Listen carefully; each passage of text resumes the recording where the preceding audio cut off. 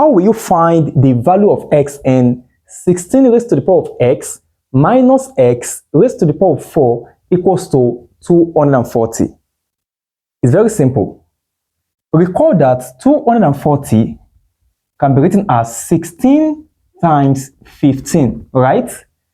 So here we're going to have 16 raised to the power of x minus x raised to the power of 4 equals to 16 multiplied by 15, right?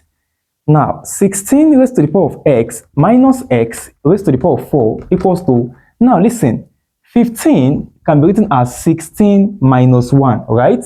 So I'm going to have 16 multiplied by 16 minus 1.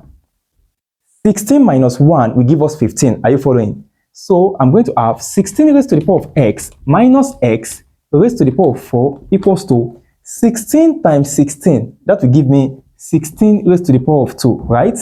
16 multiplied by negative 1. That will give us minus 16, right? Now, the question is simple. Compare both sides. 16 raised to the power of x will be equals to 16 raised to the power of 2, right?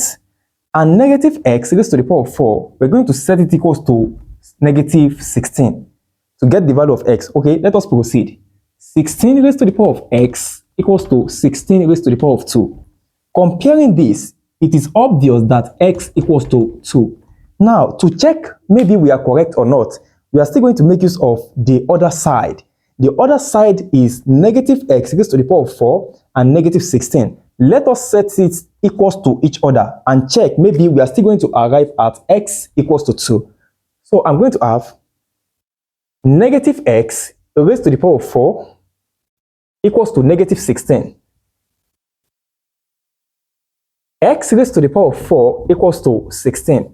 16 can be written as 2 raised to the power of 4. Do you know?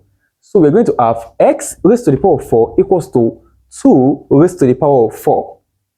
Comparing both sides, the power are the same. That means the base must be equal. So x is obviously equals to 2. So you can see that whether we use this or we use the second part, we are still going to obtain the value of x as 2, which is the solution to the question. And if you want to check maybe we are correct, just replace the value of x as 2. You're going to obtain 240. Do you understand?